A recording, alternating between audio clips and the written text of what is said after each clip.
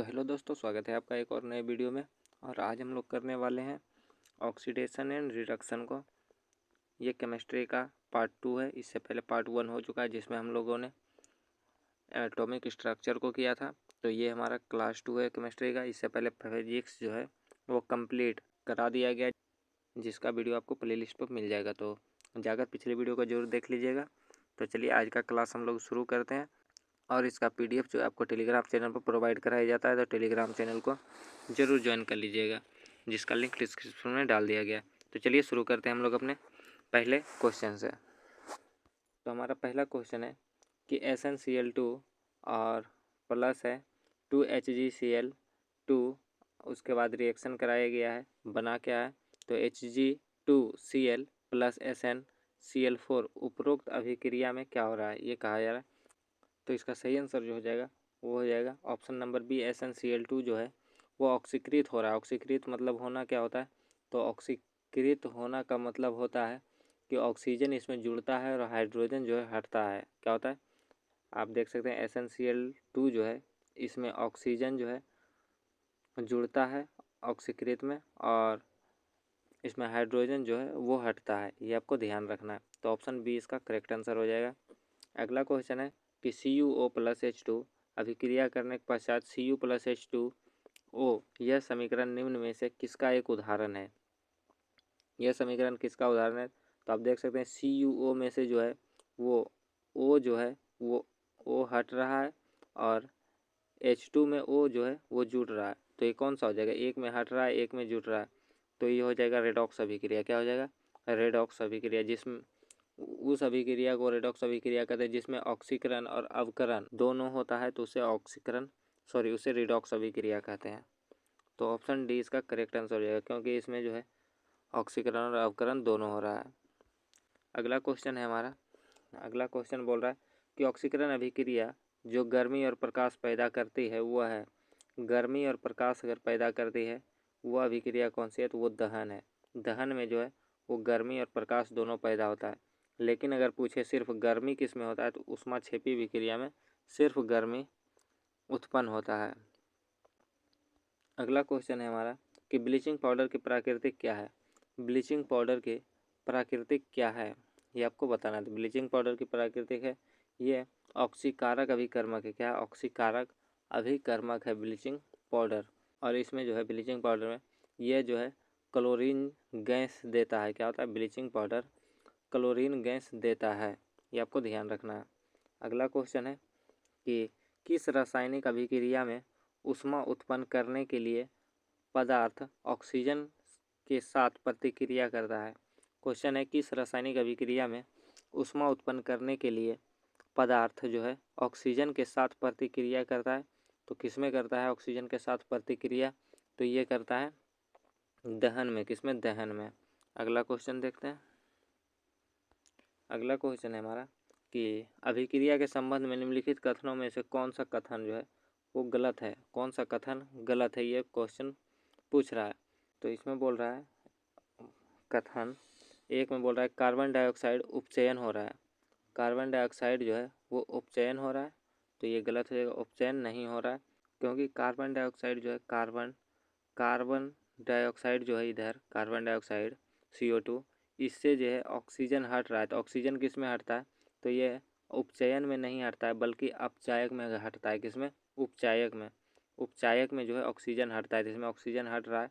और उसके बाद बोल रहा है कि लेड जो है इसका उपचयन हो रहा है। लेड का जो है उपचयन हो रहा है, तो लेड यहाँ है। लेड से भी आप देखते हैं लेड से भी ऑक्सीजन हट रहा है, तो लेड से ऑक्सीजन हटेगा तो ये भी उपचायक होगा, अपचायक नहीं होगा, तो ये भी गलत हो जाएगा।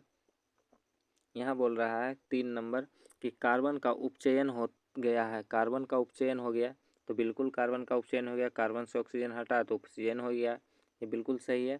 और बोल रहा है कि लेड ऑक्साइड अपचयन हो रहा है, तो लेड ऑक्साइड भी अपचयन हो रहा है, क्योंकि लेड से भी ऑक्सीजन हट रहा है। तो 3 और 4 सही है, बाकी 1 और 2 जो है वो गलत है।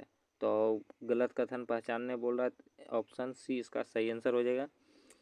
1 और 2 जो है वो गलत कथन है। अगला क्वेश्चन है कि दी हुई अभिक्रिया में निम्नलिखित में से कौन सा कथन सत्य है। दी हुई अभिक्रिया में कौन सा कथन सत्य है, ये क्वेश्चन पूछ रहा है। ये अभिक्रिया दिया हुआ है और कौन सा कथन सत्य है ये पूछ रहा है। कथन में बोल रहा है कि आयरन धातु ऑक्सीकृत हो रहा है। आयरन धातु जो है वो ऑक्सीकृत हो रहा है।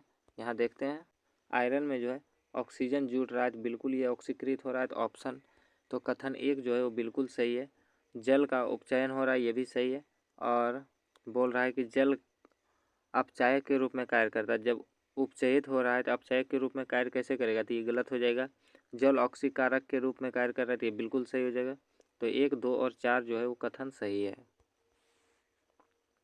अगला क्वेश्चन है कि परमाणु की ऑक्सीकरण स्थिति क्या प्रदर्शित करती है। परमाणु की ऑक्सीकरण स्थिति क्या प्रदर्शित करती है, तो ये प्रदर्शित करती है क्षति हुई इलेक्ट्रॉन की संख्या। क्या क्षति हुई इलेक्ट्रॉन की संख्या को प्रदर्शित करती है। अगला क्वेश्चन है कि निम्न तत्वों में से कौन एक अपचायक कारक नहीं है। निम्न तत्वों में से कौन एक अपचायक कारक नहीं है, तो क्लोरीन जो है वो अपचायक कारक नहीं है।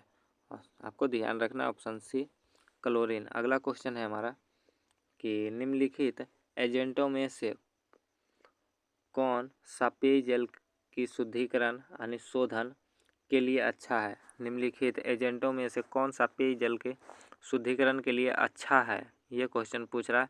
कौन सा जो है अच्छा है, तो ये है ऑक्सीडाइजिंग एजेंट। क्या ऑक्सीडाइजिंग एजेंट जो है वो पेयजल को शुद्धिकरण के लिए अच्छा है। अगला क्वेश्चन देखते हैं। तो अगला क्वेश्चन है हमारा कि एथनॉल का एसिटिक अम्ल में रूपांतरण किसका उदाहरण है।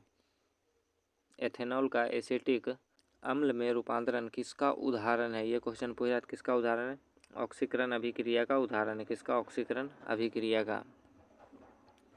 अगला क्वेश्चन है हमारा कि ऑक्सीकरण क्या है। ऑक्सीकरण अभिक्रिया के बारे में इनमें से कौन सा कथन सही है। ऑक्सीकरण अभिक्रिया के बारे में कौन सा कथन सही है, तो ऑप्शन ए है ऑक्सीकरण ऑक्सीजन का त्याग करने या हाइड्रोजन ग्रहण करने की प्रक्रिया है, तो ये गलत हो जाएगा। ऑक्सीकरण में जो है ऑक्सीजन का जो है ऑक्सीजन ये जुड़ता है और हाइड्रोजन जो है वो हटता है, ये आपको ध्यान रखना है। ऑक्सीकरण जो है ऑक्सीजन और हाइड्रोजन त्याग करता है, तो ये भी गलत है। ऑक्सीकरण जो है ऑक्सीजन और हाइड्रोजन ग्रहण करते हैं कि प्रक्रिया, तो ये भी गलत हो जाएगा। ऑक्सीकरण जो है ऑक्सीकरण ऑक्सीजन ग्रहण करता है और हाइड्रोजन का त्याग करता है, तो ये बिल्कुल सही है। ऑक्सीकरण जो है वो ऑक्सीजन को ग्रहण करता है और हाइड्रोजन का जो है त्याग करता है। क्या, हाइड्रोजन को त्याग करता है, ये आपको ध्यान रखना है। तो ऑप्शन डी इसका सही आंसर हो जाएगा। अगला क्वेश्चन है कि अभिक्रिया के दौरान यदि किसी अभिकारक में ऑक्सीजन की वृद्धि होती है तो यह कहा जाता है कि यह डैश से गुजर रहा है। अभिक्रिया के दौरान यदि किसी अभिकारक में ऑक्सीजन की वृद्धि होती है तो यह कहा जाता है कि यह डैश से गुजर रहा है। किससे गुजर रहा है, ये कहा जाता है, तो यह उपचयन से गुजर रहा है। किससे, उपचयन से। और उपचयन को ही हम लोग कहते हैं ऑक्सीकरण। क्या कहते हैं, ऑक्सीकरण कहते हैं, अपचायक कहते हैं और अवकारक कहते हैं। ऑक्सीकरण को हम लोग क्या क्या कहते हैं, उपचयन कहते हैं, अपचायक कहते हैं और अवकारक कहते हैं। आपको ध्यान रखना है। और रेडॉक्स अभिक्रिया में क्या होता है, तो ऑक्सीकरण और अवकरण दोनों अभिक्रिया मिलकर रेडॉक्स अभिक्रिया बनाती है। अगला क्वेश्चन है हमारा कि ऑक्सीकरण अभिक्रिया के बारे में इनमें से कौन सा कथन सही है। ऑक्सीकरण अभिक्रिया के बारे में इनमें से कौन सा कथन जो है वो सही है, तो ऑक्सीकरण अभिक्रिया जो है ऑक्सीजन का ग्रहण करता है और हाइड्रोजन का त्याग करता है, तो बिल्कुल सही हो जाएगा, ऑप्शन डी।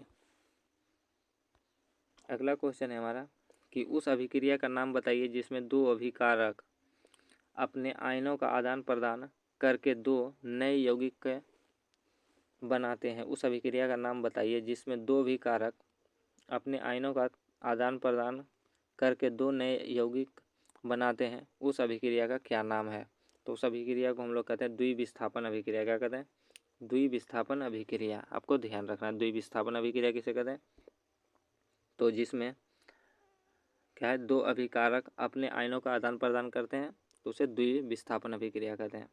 अगला क्वेश्चन है वायु की उपस्थिति में मैग्नीशियम को जलने पर मैग्नीशियम वायु की उपस्थिति में मैग्नीशियम को जलने पर मैग्नीशियम ऑक्साइड बनता है, इसमें शामिल अभिक्रिया के प्रकार की चयन करें। तो किस प्रकार की अभिक्रिया बोल रहा है? ऑक्सीजन की उपस्थिति में मैग्नीशियम के जलने से मैग्नीशियम ऑक्साइड बनता है। क्या है? मैग्नीशियम ऑक्साइड बनता है।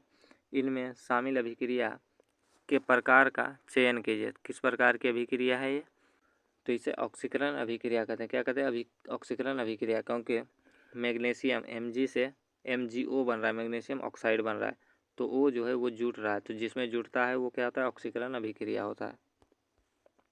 अगला क्वेश्चन है हमारा कि जिंक आयन का निर्माण किसके कारण होता है? जिंक से जिंक आयन का निर्माण किसके कारण होता है?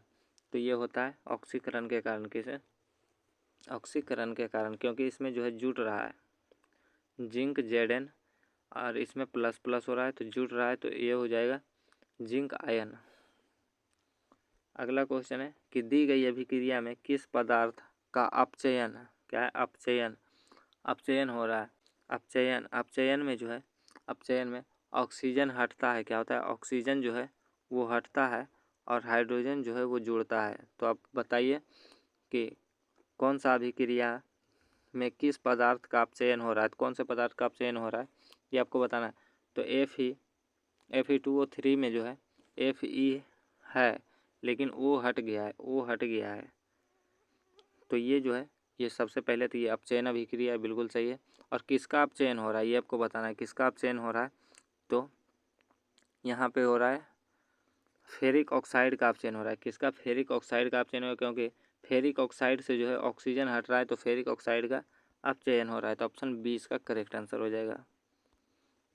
अगला क्वेश्चन है दी गई अभिक्रिया में किस पदार्थ का ऑक्सीकरण होता है? किस पदार्थ का ऑक्सीकरण होता है?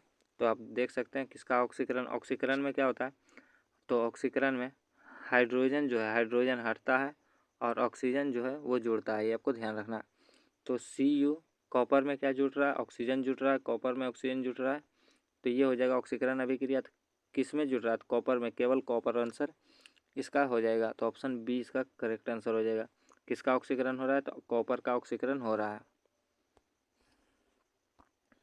अगला क्वेश्चन है हमारा कि उच्च पोषी स्तरों में रसायनों के संचयन की प्रक्रिया को क्या कहा जाता है? उच्च पोषी स्तरों में रसायनों के संचयन की प्रक्रिया को क्या कहा जाता है? तो इसे कहा जाता है जैविक आवर्धन। क्या कहा जाता है? जैविक आवर्धन। ऑप्शन डी इसका करेक्ट आंसर हो जाएगा, जैविक आवर्धन। तो ये था हमारा आज का सेशन। वीडियो को कैसा लगा कमेंट करके ज़रूर बताइएगा। और साथ ही साथ आज से जो है ये कंटिन्यू रहेगा सीरीज, तो चैनल को सब्सक्राइब करके रखिएगा और बेल आइकन को प्रेस कर लीजिएगा, ताकि वीडियो अपलोड होते ही नोटिफिकेशन सबसे पहले आपको मिले और आप सबसे पहले वीडियो को देख सकें।